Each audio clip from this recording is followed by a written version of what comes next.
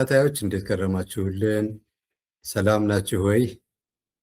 ጊዜያችንን ጠብቀን ተመልሰን መጥተናል። እንግዲህ ዛሬ የምናየው ርዕስ ባለፈው ሳምንት እንደነገርኳችሁ ላለፈው ሳምንት የተዘጋጀ ነበረ።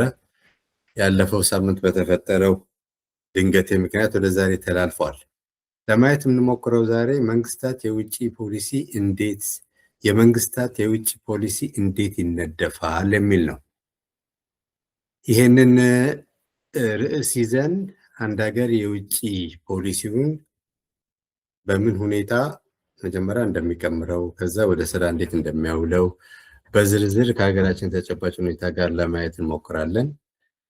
ለዚህ የተጠቀምኩበት ሃው ስቴትስ ቲንክስ የሚል በ23 የተጻፈ ዘ ራሽናሊቲ ኦፍ ፎረን ፖሊሲ በሚል ርዕስ ሁለት ሰዎች የጻፉትና የየል ዩኒቨርሲቲ ፕሬስ ያሳተመው መጽሐፍ ነው።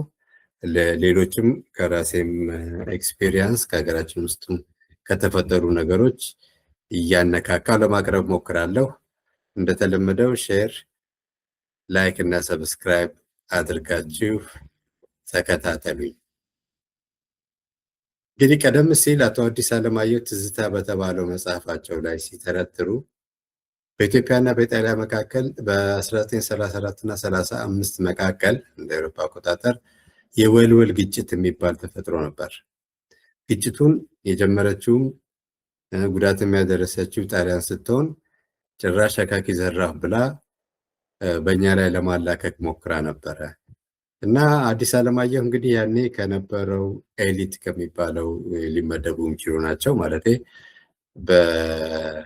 በመምህርነት ይሰሩ ነበር። ከዛም ከራስ ምሩ ጋርም በአስተዳደር ጉዳይ ላይ ይገናኙ ስለነበረ ምሁርና ወይም ኤሊት ከሚባሉ እንትኖች አንዱ ናቸው። ያኔም በኋላ እና ያኔ ተገናኝተን ስንጫወት የምንለው አይ በደህና ጊዜ ሊግ ኦፍ ኔሽን ገብተናል እና አሁን ጣሊያን ይሄን ግጭት ባትከፍት ጥሩ ነበር፣ ከከፈተች ግን ትልቅ ቅጣት ይጣልባታል እና እንከራከር የነበረው ስለ የሚጣልባት እንትን ነው እንጂ ሊግ ኦፍ ኔሽን ወይም ደግሞ ያኔ የነበረው የተባበሩት መንግስታት ዝም አይለንም ይደርስልናል የሚል እምነት ነበረ እና ያው እንዳያችሁት እንግዲህ ያ እምነት ውሃ ነው የበላው። ኮሌክቲቭ ሴኩሪቲን ይከተሉ ነበር ቀዳማዊ ሥላሴ፣ በጣም ያምኑበት ነበረ። ከዛ በኋላም ተከትሎታል ነገሩ።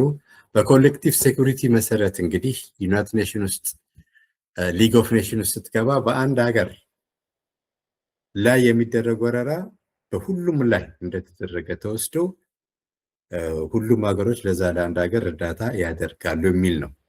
ይሄ ኔቶ ላይም አለ። የኔቶ አንቀጽ 5 ላይ በአንድ የኔቶ ሜምበር ላይ የተወሰደ እርምጃ በሁሉም ላይ እንደተወሰደ ተቆጥሮ ሁሉም ሀገሮች ይዘምታሉ እዛ በተነካው ሀገር ማለት ነው። ለምሳሌ በሰፕተምበር 9 2001 የኒውዮርኩ ህንፃ የጋየ ጊዜ ጆርጅ ቡሽ ወደ አፍጋኒስታን ሲዘምት ጀርመንም እንግሊዝም ሁሉም በዛ በአንቀጽ 5 አማካይነት አብረው ሄደው ተዋግተዋል። እና እንደዛ አይነት ውል ስለነበረ የተማመነው በዛ ነበርና ያ ነገር ውሃ አድቋጣል። ይሄ አንድ ትዝታ ነው። በደርግ ጊዜ ደግሞ ብዙዎቻችን በዛን ጊዜ እንግዲህ ትምህርት ቀመስ የነበር ነው ሶቪየት ዩኒየን እስከ መጨረሻው ለኢትዮጵያ የጦርነት ችግሮች መሳሪያ አቀባይ ትሆናለች ብለን እናምን ነበር። በጣም ትልቅ እምነት ነበረ፣ መመካት ነበር በእነሱ ላይ። ወደ መጨረሻ አካባቢ እነ ብሬዥኔቭ እንኳን ችግሮቻችሁን በሰላም ፍቱ እያሉንም ወታደሩም ህዝቡም እንደዛ ነበር ግምቱ። ነገር ግን ያም ነገር ሳይሆን ከበፊቱ ሳንማር እንደገና ሁለተኛ ስህተት ፈጸምን ማለት ነው። ከዛ እንግዲህ ጊዜ እያለቀ ሄዶ ደርግ ሄዶ ኢህአዴግ ሲመጣ ደግሞ ከተማሪው ኢትዮጵያዊ በጣም ቀላል ያልሆነ ቁጥር ያለው አሜሪካን ኢህዴንን ሰብአዊ መብት እንዲጠብቅና ዲሞክራሲያዊ ምርጫ እንዲያደርግ ታስገድደዋለች የሚል በጣም ከባድ እምነት ነበረን እና አብዛኛ ተቃዋሚም አዲስ አበባ የአሜሪካና የእንግሊዝ ኤምባሲዎችን የሚያጣብብ ነበረ፣ አቤቱታ በማቅረብ ማለት ነው።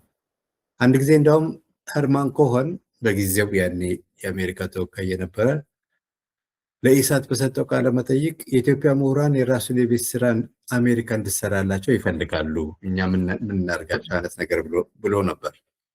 በአጠቃላይ እነዚህን ነገሮች ያቀረብኩት የውጭ ፖሊሲን በመቅረጽ ረገድ በሌላ ሙሉ በሙሉ መመካት ከሚሰጠው ጉዳት ይልቅ ከሚሰጠው ጥቅም ይልቅ የሚያመጣው ጥፋት ይበልጣል ለማለት ነው። ስለዚህም እንግዲህ ብልህ ከጓደኛው ሞኝ ደግሞ ከራሱ ስህተት ይማራል የሚል ብሂል አለ።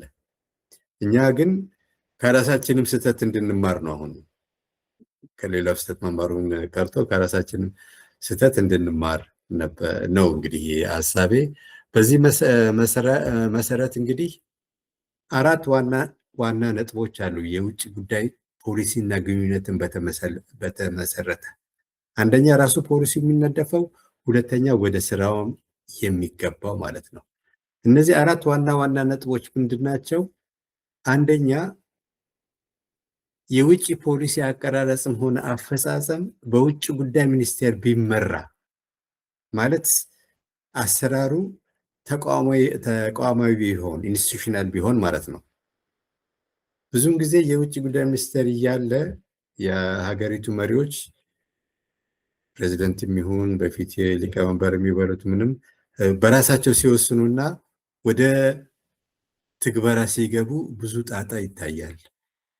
እንደውም ከቀዳማዊ ሥላሴ በኋላ የውጭ ጉዳይ ሚኒስቴር በደርግ ጊዜ እንኳን ይሻል ነበረ፣ እየተዳከመ ነው የሄደው። በሰው ኃይልም በብዙ ረገድም እየተዳከመ ስለሄደ ብዙ ጣጣ አምጥቶብናል። ለምሳሌ በኢትዮጵያ ኤርትራ ጦርነት ጊዜ ኤርትራ ነች ጦርነቱን የጀመረችው የታወቀ ነው። እና በዛ ጊዜ ግን በዓለም እንትን ውስጥ አሜሪካም ሆነ ምዕራባውያን ለኤርትራ ድጋፍ ያደርጉ ነበር። አንድ ጊዜ እንደውም የሚያስቅ መግለጫ ወጥተው ነበር። ጦርነቱ እየተካሄደ በአየር ኃይል ኢትዮጵያ እንዳትጠቀም። እንግዲህ ያላት አንድ አድቫንቴጅ እሱ ነው። ይሄ ሁሉ ለማለት እንትን ያሉት ምንድን ነው? ሀሳባችንን ወይም ደግሞ ጥቃታችንን በየኤምባሲዎቹ ሊያስረዳ የሚችል በደንብ የተደራጀ የሰው ኃይልም አልተደረገም። የውጭ ጉዳይ ሚኒስትርም ተረስቶ የቆየ እንትን ነበር እና ይሄ ሲዝን እንዲሆኑ ችሎታ ያላቸው ሰዎች ሁሉ እንዳይገቡበት ያው የፓርቲ ጥርቅም ብቻ ነበር የገባበት። ለምሳሌ በተባበሩት መንግስታት ያስቀመጡት ሰው ዶክተር ዱሪ መሐመድን ነው። ዶክተር ዱሪ መሐመድ አዲስ አበባ ዩኒቨርሲቲ ፕሬዚዳንት የነበረ ሰው ነው። ኢኮኖሚስት ነው። በዛ መስክ ጎበዝ ሰው ነው። እኔም በሱ ጊዜ ነው የተማርኩት። ነገር ግን ለውጭ ጉዳይ የሚሆን ሰው አይደለም። ኒውዮርክ እንዲቀመጥና እንዲጠቀም ብቻ ብለው ሰጥተውት፣ መቼም ያኔ እዚህ የነበራችሁ በሙሉ ታስታውሳላችሁ።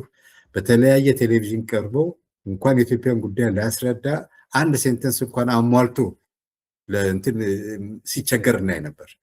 በአንጻሩ የኤርትራ እሳት የበሉ አፈንትኖች በደንብ እንትን ብለውት ነበር።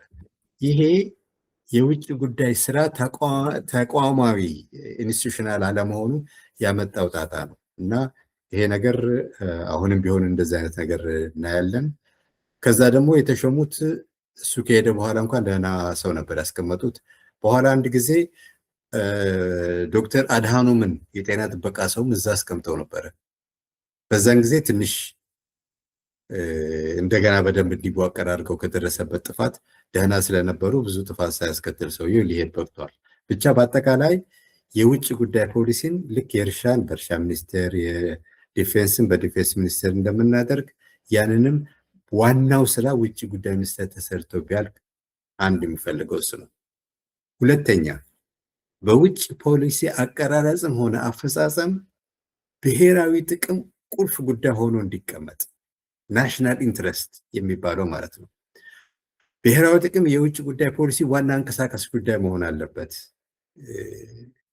የግለሰቦች ጉዳይ አይደለም፣ የሌላ ጉዳይ አይደለም። በዛ ነው መሄድ አለብን። ብሔራዊ ጥቅም ስንል እንግዲህ የአንድ ፖለቲካ ፓርቲም ሆነ ፖለቲከኛ በግልጽ የሚያስቀምጠው የብሔራዊ ዓላማ፣ ግብ የመሳሰሉት ነገሮች ናቸው። ለምሳሌ ከብሔራዊ ደህንነት አንጻር የማይደፈርና የማይገሰስ ሉዓላዊነት፣ ይህ በደንብ መቀመጥ አለበት። ከምጣኔ ሀብት አንጻር የሚቀመጥ አንድ ነገር መኖር አለበት። ለምሳሌ ሀገሪቱን በሁለት አስርት መካከለኛ ገቢ ካላቸው ሀገራት ተርታ ማሰለፍ አንድ የሆነ ነገር። እንግዲህ በዚህ አንጻር እንግዲህ ብሔራዊ ጥቅም ከሌሎች ሀገሮች ጋር በሚኖረን ግንኙነት የምንከተለውን አቅጣጫና ስትራቴጂ የሚወስን ነገር ማለት ነው። በመሰረታዊ ግን ብሔራዊ ጥቅም ማለት ሰላምና መረጋጋትን ማስፈን ነው። ከሁሉም በላይ እንደገና አገርን ማስቀጠል እንደ ሀገር ኔሽን ሰርቫይቫል ይባላል። ይሄ ኔሽን ሰርቫይቫል የሚባለው መሰረታዊ የብሔራዊ ጥቅም አካል ሆኖ በብዙ አገሮች ግን እንደ መሰረታዊ አይታይም። የማይታይበት ምክንያት ያን ነገር ጨርሰው ስላለፉት ነው። ለምሳሌ አሁን አሜሪካን ስለ ናሽናል ሰርቫይቫል አያወሩም፣ ምክንያቱም ከዛ በላይ ናቸው ማለት ነው፣ አልፈውታል። ብዙ ሀገሮችም እንደዛ ናቸው። ነገር ግን እንደኛ ትንሽ ወደኋላ የቀሩ ብዙ ጠላት ያላቸውና በውስጥ እንትንም የሚታመሱ ሀገሮች በጣም ማሰብና መጠንቀቅ ያለባቸው ሀገርን ማስቀጠል በተቻለ መጠን ናሽናል ሰርቫይቫል የሀገር ደህንነትን ማስጠበቅ። ከዚህም አንጻር ብሔራዊ ጥቅምን ከዓለም አቀፍ ተጨባጭ ሁኔታዎች አንጻር ተሰናስሎ ሚዛናዊ በሆነ ጉዳይ እንዲሄድ ማድረግ ማለት ነው። ለምሳሌ እንደው አንድ ምሳሌ ብንጠይቅ ሰራተኞች ለምሳሌ ተነስተው ደሞዝ ይጨመረልን ብለው ወይም ስራ ማቆም አድማ ምናምን ቢያደርጉ የሀገሪቱ መሪ ወይም ደግሞ የሚመለከተው መስሪያ ቤት ለጊዜው ባጀት የለንም ሊል ይችላል። ለዚህ የሚሆን ነገር አልተመደበም የለንም ማለት ይችላል። እንደገና ደግሞ ሌላም እዚህ አካባቢ ሆስፒታል ይከፈትልን ቢባል እና ሰው ጥያቄ ቢያቀርብ ወደፊት እንከፍታለን አሁን ግን ከአቅማችን በላይ ነው ሊል ይችላል።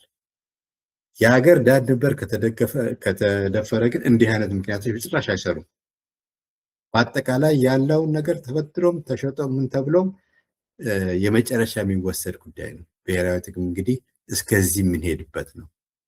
ኦኬ በ10 ሺዎች የምንሞትበት እና የሀገራችን ደህንነት የምናስጠብቅበትና መንግስታችንን የምናስቀጥልበት መንገድ ማለት ነው። ይሄን ነገር ማድረግ የተሳናቸው የደረሰባቸውን ነገር እያየን ስለሆነ ከላይ ባስቀመጥነው መሰረት ብልህ ከጓደኛው ይማራል እንደሚለው ሶማሌን ማየት እንችላለን። ሶማሊያ አሁን 9 ትንሽ ሆናለች እንደ ሀገር መቀጠል ስላልቻለች ማለት ነው። የመን ጥሩ ምሳሌ ነች። ደቡብ ሱዳን ራሱ እነዚህ ፌልድ ስቴት ሆነዋል። በቃ የወደቁ ሀገሮች ማለት ነው። እንግዲህ ብሔራዊ ጥቅም የውጭ ፖሊሲ ሲነደብ ብሔራዊ ጥቅም በከባድ ደረጃ አስቀምጠን ብንነቃነቅ እዛ ነገር ላይ አንደርስም ማለት ነው። ቀጥሎ የምናየው የብሔራዊ ጥቅም ዋና ዋና ሚናዎች የሚጫወተው ሚና ምንድን ነው ካልን መጀመሪያ ጋይዲንግ ፕሪንሲፕል መሆን ነው። መርህ የሆነ መርህ ማለት ነው። በሱ ነው መመራት ያለብን። በውጭ ፖሊሲ ላይ የምንመራበት ዋና መርህ ለሀገሪቱ መንግስትና ህዝብ ወሳኝ ነገሮቻቸውን ማስቀመጥ፣ ከዛ ቀጥሎ ደግሞ እነዛን በዝርዝር ዲፋይኒንግ ጎልስ ይሄ ብሎ ማስቀመጥ ማለት ነው። ለምሳሌ የዳር ድንበር መከበር፣ የመጣኔ ሀብት እድገት መሳካት፣ ማህበራዊና ሰላም እና ደህንነትን ማረጋገጥ፣ ነዋሪው ሰርቶ ተምሮ ውሎ በሰላም የሚገባበትን ሁኔታ በሀገር ውስጥ ማረጋገጥ፣ እንዲሁም ደግሞ ዙሪያው ዳር ድንበሩ የማይደፈር የማይገሰስ መሆኑን ማረጋገጥ ነው። በተጨማሪም እንደ ዲሞክራሲና ሰብአዊ መብትን ብዝህነትን የመሳሰሉ እሴቶችን ማስከበርና መስበክ ማለት ነው። ቀጥሎ ደግሞ ለሚወሰዱ እርምጃዎች ሁሉ ምክንያታዊ መሰረት እንዲሁም ማለት ነው። እርምጃ በሚወሰድበት ጊዜ እና ከዓለም ሀገራት በሚኖረን ግንኙነትን በዛ ላይ ተመስርቶ ነው መሆን ያለበት። ምን ከነሱ እናገኛለን? እኛስ ምን እንሰጣለን? በልውውጡስ እንዴት እንጠቀማለን? ንግድ ሊሆን ይችላል፣ እርዳታ ሊሆን ይችላል፣ ኢንቨስትመንት ሊሆን ይችላል፣ ሌላ እና በአጠቃላይ ለማንኛውም ውሳኔ አሰጣጥ ማዕቀፍ የሚሆነው ብሔራዊ ጥቅም ናሽናል ኢንተረስት ማለት ነው። እንግዲህ ብሔራዊ ጥቅም በራሱ ደግሞ ልዩ ልዩ አካላት አሉት። ብሔራዊ ደህንነት ወይም ናሽናል ሴኩሪቲ ዋና፣ እሱ በላይ ምንም የለም። ዋና ጉዳይ ሆኖ ድንበርን ከጥቃት መከላከል፣ ሉዓላዊነትና የውስጥ ጸጥታን ማስከበር፣ አገርን ጠብቆ ማስቀጠል፣ ይሄ የመጀመሪያው አንዱ አካል ነው። ሁለተኛ ምጣኔ ሀብታዊ ነው ወይም ደግሞ በኢኮኖሚክስ ማለት ነው። እንግዲህ ብዙ ሀገሮች በዚህ የሚከተሉት ንግድ፣ እንግዲህ ደግሞ ናሽናል ሪሶርስን ወይም ብሔራዊ ሀብትን በደንብ ማወቅ መጀመሪያ ምን እንዳለን ምን የት ጋር እንዳለን ማወቅና በዛ ደግሞ በአግባቡ መጠቀም። ከዛ ውኢሎተ ንዋይን ማካሄድ ወይም ደግሞ ኢንቨስትመንት ያን ሪሶርስ ለመጠቀም ንዋይ ማፍሰስን ያን ንዋይ ሀገር ውስጥ ከሌለ ደግሞ ከውጭ ማምጣትን። ይህን ነው እንግዲህ ለብሔራዊ እድገት እና ለምጣኔ ሀብት መረጋጋት ማስፈን መስራት ማለት ነው። ነገር ግን እንደ ኢትዮጵያ ባሉት ሀገሮች ከዛም ያነሰ ይሆናል። ለምሳሌ በምግብ በኩል ራስን መቻል ብዙ ጊዜ የሚያጋጥመን ችግር ስለሆነ የስራ እድልን መፍጠር፣ ሀብት የሚፈጥሩ ሰዎችን ደግሞ መጠበቅ ማለት ነው። ይሄን ለማድረግ የግል ሀብት ይዞታ መረጋገጥ አለበት።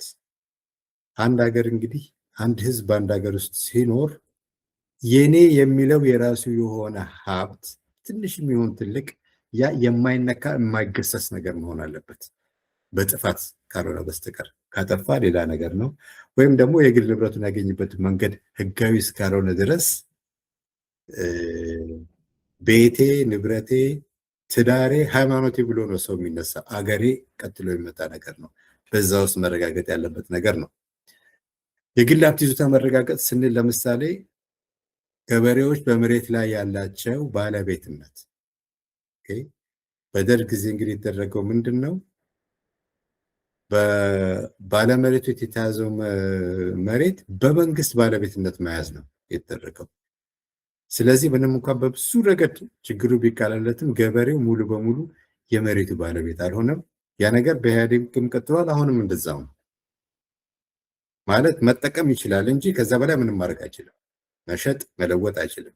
እንግዲህ አንድ ነገር የግል ነው በሚባልበት ጊዜ የግል ሙሉ የግል ማለት ነው። የምትሰራበት፣ ስትፈልግ የምታከራየው፣ ስትፈልግ የምትሸጠው። እንደዛ በሚሆንበት ጊዜ የኔ ነው ብለህ ስለምታስብ በደንብ ትይዘዋለህ፣ በደንብ ትሰራዋለህ ማለት ነው።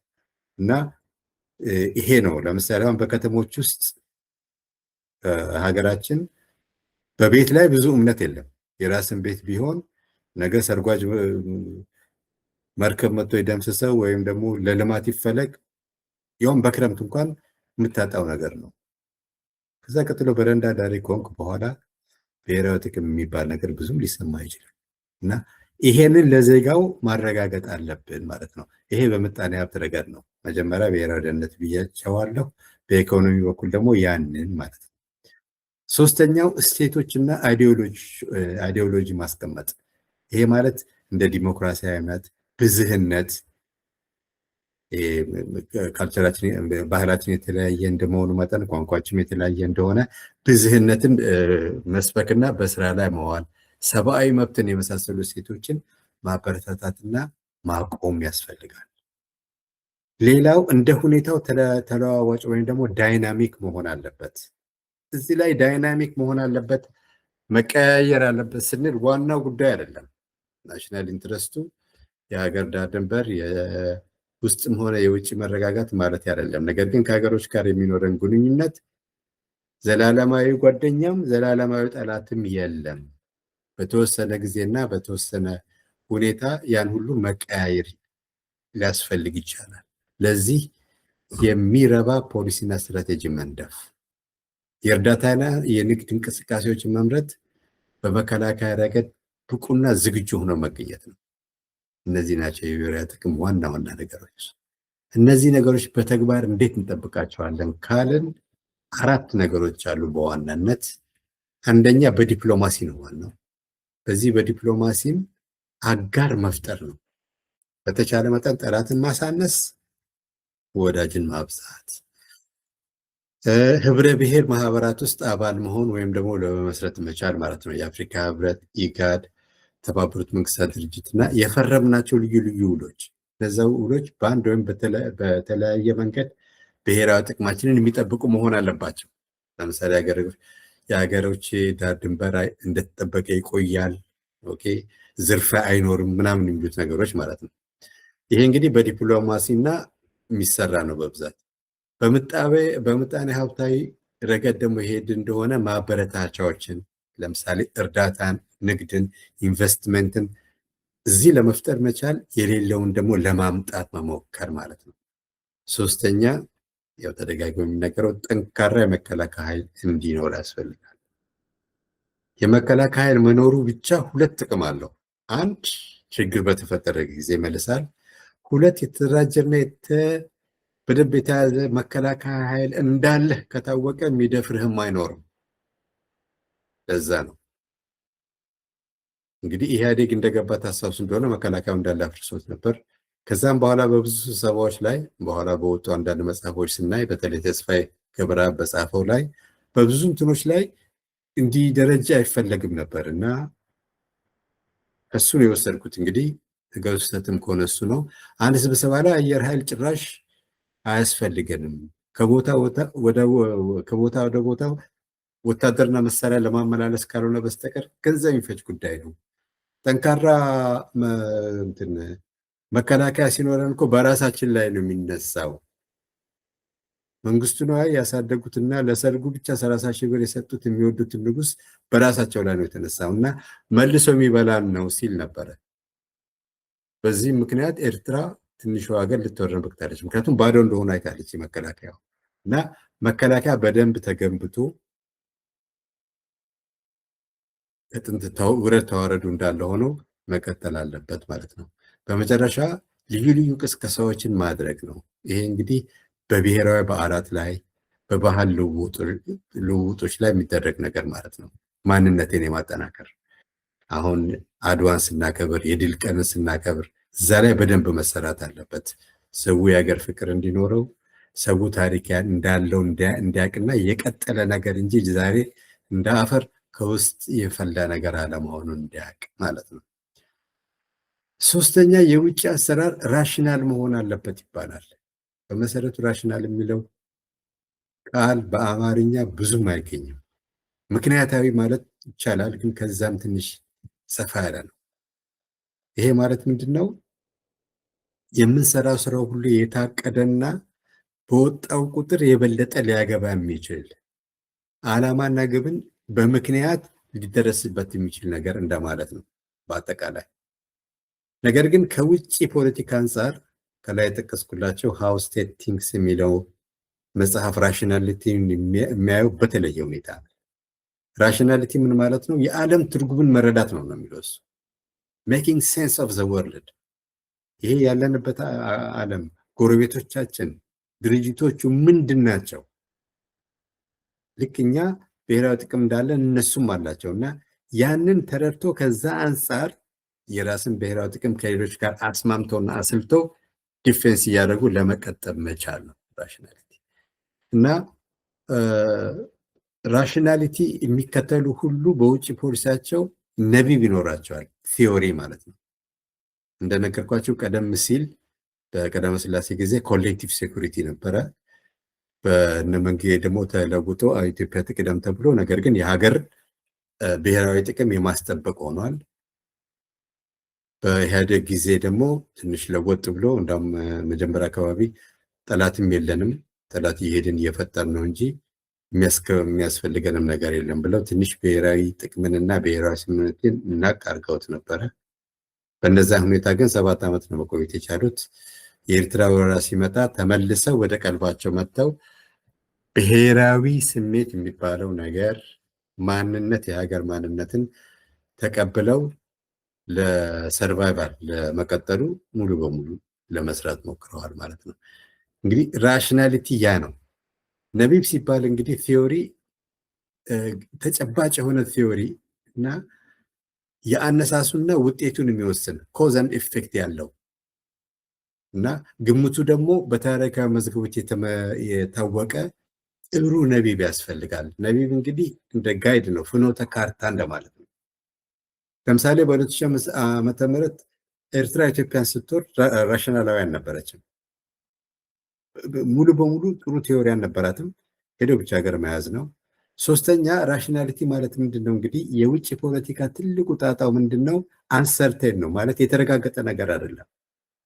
አንድ ሀገር ጠቅላይ ሚኒስትሩ ወይም ፕሬዚደንቱ ከነ ሚኒስትሮቹ የሀገሪቱን ጉዳይ በደንብ ሊያውቁ ይችላሉ። ሀገር ውስጥ ያላቸውን መረጃም በደንብ ይደርሳቸዋል። ስለ ውጭ ሀገር ግን የሚሯቸው መረጃ የማንም የኢትዮጵያ ብቻ አይደለም፣ የማንም የተሟላ አይደለም። ስለዚህ አንተ እንኳን በራሽናሊቲ ትምህርት ብትሰራ ሌላው ኢራሽናል ሆኖ ሊመጣብህ ይችላል። ያኔ በነበረው ከኤርትራ ጋር ገና ጦርነት ሳይጀመር ፍጥጫው እየባሰ ሲመጣ የህወሓት ዋና ፖሊት ቢሮ ሲሰበሰብ የነበረው ጣጣ ምንድን ነው? እነ ስዬ አብርሃ ከአንድ ወገን ሆነው እነ ገብሩ አስራት ኤርትራ ነገ ተነገ ወዲያ ልትወረን ነውና ጥሩ ዝግጅት እናድርግ፣ ቢያንስ ቢያንስ ኃይላችንን ያለውን ኃይል እዛ አካባቢ እናሰልፍ ሲሉ መለስ ዜናዊ ሊሰማቸው አልቻለም። ምክንያቱም አላበዱም። ይሄን የሚያደርጉት እንዴ ራሽናል ናቸው እኮ ሰው ስለሆኑ ራሽናል ናቸው። የማያዋጣቸው ጦርነት ውስጥ አይገቡም። ከኛ ጋር በኢኮኖሚ ቢጣመሩ ነው እንጂ የሚረዳቸው በቃ እንደዛ ብሎ አመነ። ነገር ግን ሰዎቹ ራሽናል አልነበሩም። የእነሱ ግምት ምንድን ነው? ህወሓትን አብዛኛው ሰው ስለሚጠላው ከኛ ጋር ጦርነት ቢጀምር አንድም መጥቶ ሊሰለፍለት የሚችል ኃይል ስለሌለ በቀላሉ እንመተዋለን የሚል ነው። ይሄ እንግዲህ ኢራሽናል አካሄድ ነው።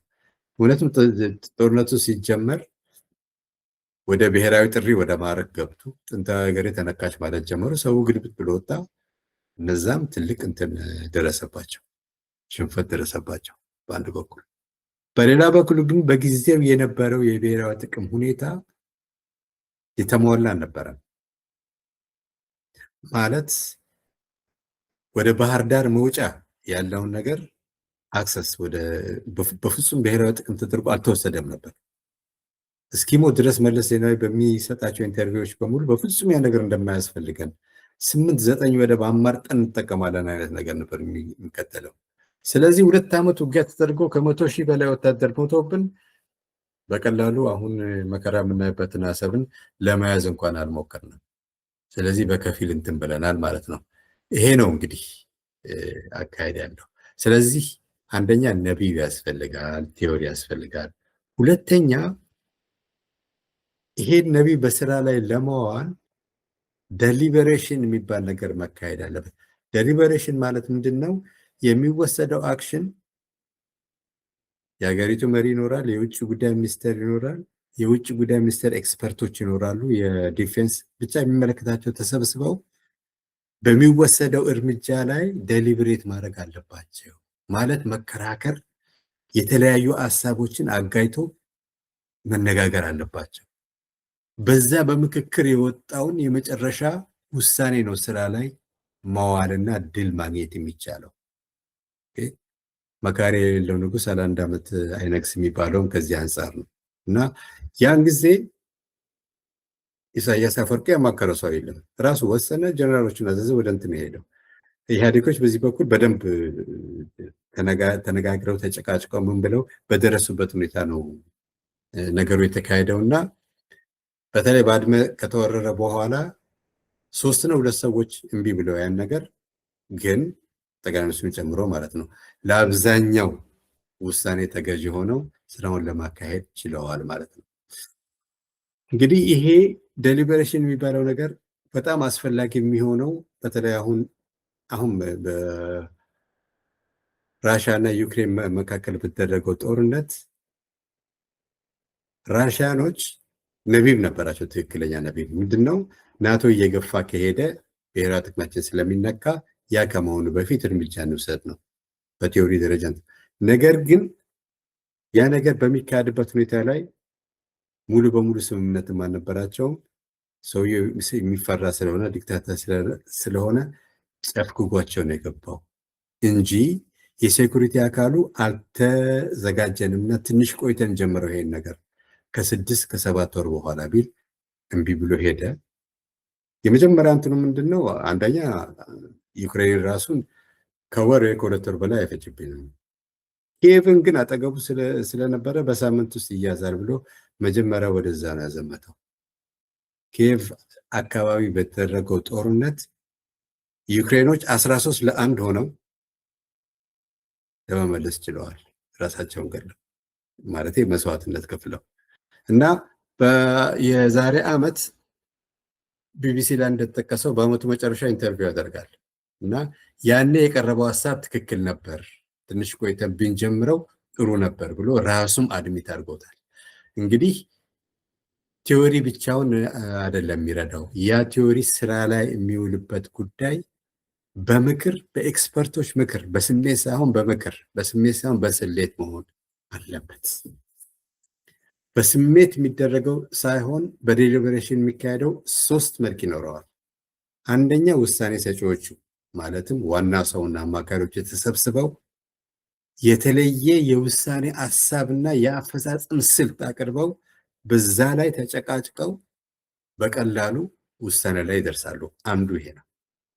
ሁለተኛ ውሳኔ ሰጪዎቹ በአፈጻጸሙ ላይ በፍጹም መግባባት ያቅታቸዋል እና ክርክሩ ለብዙ ጊዜ ሊፈጅ ስለሚችል መጨረሻ በድምፅ ምርጫ ይወሰናል እና አብዛኛው በወሰነው ወደ ተግባር ይኬዳል። የመጨረሻው ምንድነው? ውሳኔ ሰጪዎቹ ካቀረቡት አማራጮች ላይ በማንኛውም መስማማት ካልቻሉ የመጨረሻው ሰው የራሱን እርምጃ ይወስዳል፣ ወደ ተግባር ይገባል ማለት ነው። ግን ሁሉም ውሳኔዎች ተነጋግረውበት ተከራክረውበት አማራጮችን አይቶ ሲወሰድ ነው ጥሩ የሚሆነው ማለት ነው። እና ሌላው እና አምስተኛው ምንድነው? ኤክስፔክትድ ዩቲሊቲ ማክሲማይዜሽን። ይሄ ማለት ምንድነው? ጥቅምን ከፍ ለማድረግ የሚደረግ ሙከራ ነው መሆን ያለበት በማንኛውም ላይ። ለምሳሌ ከዚህ በፊት ስለ ቤተ እስራኤላውያን ስነግራችሁ ቤተ እስራኤላውያን ከካርቱም ይቅርታ ከሱዳን ወደ እስራኤል ነው እንዲሄዱ የተደረገው። በቀጥታ እስራኤልም ባይሆን ሌላ ሀገር ደርሰው በሌላ እንዲሄዱ የተደረገው። በዚህን ጊዜ የኢትዮጵያ መንግስት የውጭ ጉዳይ ሚኒስቴር የተከራከረው ምንድነው? ጉዳዩን እንኳን ቢደግፈው ወደ 20 እና 30 ሺህ የሚሆን ሰው በሱዳን በኩል ሲሄድ በአዲስ አበባ ሲመጣ በኢትዮጵያ አየር መንገድ ያገኝ የነበረውን ጥቅም ማጣት የለብንም፣ ያ ነገር ከቨር ካልተደረገ አይሆንም ማለት ተደረገ። እንግዲህ ለናሽናል ጥቅምህ እንደዛ ነው የምትከራከረው ማለት ነው። ኢንቨስትመንት በሚደረግበት ጊዜ በደንብ ተነጋግረህ ተደራድረን ነው መሆን ያለበት። ኢንቨስት የሚደረገው አካል ለምሳሌ አንድ አካል ኢትዮጵያ ውስጥ መጥቶ የማዳበሪያ ፋብሪካ ከፍታለሁ ቢል የሚያስፈልገውን ግብአት ኢትዮጵያ ውስጥ የሌለውን ብቻ ነው ከውጭ ማምጣት ያለበት። የቀረውን ከዚሁ ከሀገር ውስጥ እንዲገዛ ማድረግ አለበት። ይህ ማለት የሀገሪቱን ገበያ ታነቃቃለህ ማለት ነው። ሁለተኛ ኢትዮጵያ ውስጥ የሌለ ኤክስፐርት ከሌለ በስተቀር ሰራተኛ በጠቅላላ ከዚህ መቅጠር አለበት ማለት አለበት። የስራ እድል ከፈት ማለት ነው። ሁለተኛ የሰራተኛው አያያዝ ሰብአዊና ሪኖቬሽን ክፍያውም ደህና መሆን አለበት ብለህ ይሄ ነው እንግዲህ ማክሲማይዜሽን ማለት ዩቲሊቲ ማክሲማላይዜሽን ማለት ይሄ ነው። ሌላውና የመጨረሻው ፕራግማቲክ መሆን ነው። ፕራግማቲክ መሆን ማለት ምንድነው? ከተጨባጭ ሁኔታ አንጻር አይተህ መሄድ ማለት ነው። ኦኬ እንደ ሁኔታው እና አንዳንድ ጊዜ በጣም ግራ የሆኑ ነገሮች ሲወሰኑ ታያላችሁ፣ ግን ርቀት አስቦ ፕራግማቲክ ሆኖ የሚወሰን ነው። ለዚህ ሁለት ምሳሌዎችን ልሰጣችሁ እችላለሁ። እንግዲህ ራስ ተፈሪ አልጋ ወራሽ እንደሆኑ ኢያሱን አውርደው ማለት ነው እና መጀመሪያ በቃ እንትን የፈለጉት ምንድነው? ኢትዮጵያን ሊግ ኦፍ ኔሽን ውስጥ ማስገባት ነው። ምክንያቱም አድዋ ላይ የተሸነፈው ጣሊያን ተሸንፎ አይቀርም፣ አንድ ቀን ይመጣል እና ለዛ መምጣት መከታ የሚሆነን እንትን ነው ሊግ ኦፍ ኔሽን ስለሆነ እዛ መግባት አለብን ብለው ጥረት አድርገው ነው እዛ የገቡት። ኢትዮጵያ ሊግ ኦፍ ኔሽን እንድትገባ ሀሳቡ ሲቀርብ የደገፉትና የተቃወሙት ሀገሮችን ብሰሙ ትንሽ የሚገርም ነው። ለኢትዮጵያ ትቀርባለች የተባለችው ብሪታንያ አልደገፈችው። ፈረንሳዮችም አንገራግረው ነበር። ምክንያቱም ገና ነው ኢትዮጵያ ዴቨሎፕ እንትን የሰለጠነ ሀገር አይደለም። ገና የባሪያ ሽያጭ የሚካሄድበት ሀገር ነው ሲሉ አንድ ሀገር ግን ደግፎት ነበር። የቤኒቶ ሙሶሎኒ ጣሊያን። ሙሶሎኒ በደንብ ነበር የደገፈው እና የደገፈበት ፕራግማቲስም የሆነ ምክንያት ምንድን ነው? ኢትዮጵያ ሊግ ኦፍ ኔሽንን የፈለገችው እኔ ሰውራት እንዲከላከልላት ነው። ስለዚህ ትግባ፣ ከገባች ራሷን አታዘጋጅም፣ በደንብ ያዘናጋታል ያ ነገርና በቀላሉ ገባለሁ የሚል ነው። በደንብ ሰርቶልታል። ልናደርግ የምንችለው በሙሉ ያላደረግንበት አንዱ ምክንያትም በዛ በመመካት ነበረ። ያ በደረሰብን ጊዜ ደግሞ ሊግ ኦፍ ኔሽኑ ያደረገው ትልቅ ነገር ምንድን ነው? በኢትዮጵያም በጣሊያንም ላይ ማዕቀብ ማድረግ ነው። በወራሪም በተወራሪም ላይ አልረዳንም ማለት ነው። እና እዚህ ላይ ምን ያህል ፕራግማቲክ እንደሆኑ ጣሊያኖች ያን የሚታይ ነው። ሁለተኛው ልሰጣቸው የምንችለው ኤግዛምፕል ምሳሌ ምንድን ነው? ግብፅን ነው። ከሁለተኛ ዓለም ጦርነት በኋላ የጃንሆይ መንግስት የባህር በር እንዲኖረን ትልቅ ትግል አድርጎ ተሳክቶለታልም። በዛ ሂደት ግን 3 አማራጮች ነበሩ መጀመሪያ የቀረቡት። አንደኛ የኤርትራ እስላሙ ወገን ወደ ሱዳን እንዲገባ፣ ክርስቲያኑ ግን ወደ ኢትዮጵያ እንዲቀላቀል ነበር አንዱ። ሁለተኛው ዋናው የባህር በር ነው የምትፈልጉት፣ ስለዚህ ደናኪል ያለበት የአሰቡ እንትን እንዳለ ይሰጣችሁ፣ የቀረው ወይ ነፃ ይወጣ ወይ ከሌላ ሀገር ይቀላቀል የሚል ነው። ሶስተኛ ሙሉ በሙሉ ኤርትራ ከኢትዮጵያ ጋር በፌዴሬሽን ትሁን። ይሄ ነገር የደገፉም የተቃወሙም ሀገሮች ነበሩ። ከደገፉት ሀገሮች ውስጥ የሚገርማቸው ግብፅ አንዱ ነበር። ግብፅ የደገፈው ምንድን ነው? አሰብም ተቆርባ የአሰብ አካባቢ ብቻ ይሄድ የሚለውንም አልደገፈም። ይሄ ደግሞ ግማሽ ወደ ሱዳን የሚሆነውም የሚያልፍ ስላልመሰለው አልደገፈውም። አንድ መሆኑን ደግፎታል። ለምን? አንድ ከሆኑ በኋላ እስላሞችን በማስነሳት ክርስቲያኖቹ ላይ ወይም ደግሞ የኢትዮጵያ መንግስት ላይ ጣጣ ፈጥራለሁ እና የኢትዮጵያ መንግስት በዛ እንዲወጠርና አባይን እንዲረሳ ለማድረግ ይችላለሁ የሚል እንትን ነው ይዞ የተነሳው። ሞላ ጎደል አልሰራለትም ትላላችሁ? ለተወሰነ ጊዜ መቼም ሰርቶለታል ለብዙ ጊዜ እና 30 ዓመት እንድንዋጋ ያደረገን አንዱም የዛ እንትን ነው። ብቻ ይሄን ያቀረብኩት ምንድን ነው? ከሌሎች መማር አለብን። እኛም አርቀን በምንወስንበት ጊዜ ውስብስብ ነው ነገሩ እና በችኮላ መወሰን የለብንም። በአንድ ሰው በሁለት ሰው መወሰን የለብንም። ነገሩ ተቋማዊ ሆኖ ኢንስቲቱሽናል ሆኖ በነቢብ ተመርተን ተመካክረን ወስነን መሄድ አለብን። ከዚህ በላይ እንግዲህ መጽሐፉን በማንበብ የበለጠ ግንዛቤ ማግኘት ትችላላችሁ። ያው እኔ የማቀርባቸው ነገሮች ሁሉ ለውይይት መነሻ ለፈርዘር ጥናት መነሻ ስለሆኑ ለዛሬው የውጭ ጉዳይን በተመለከተ ያቀረብኩላችሁ ይሄ ነው። አህለን ወሰህለን ለዛሬው።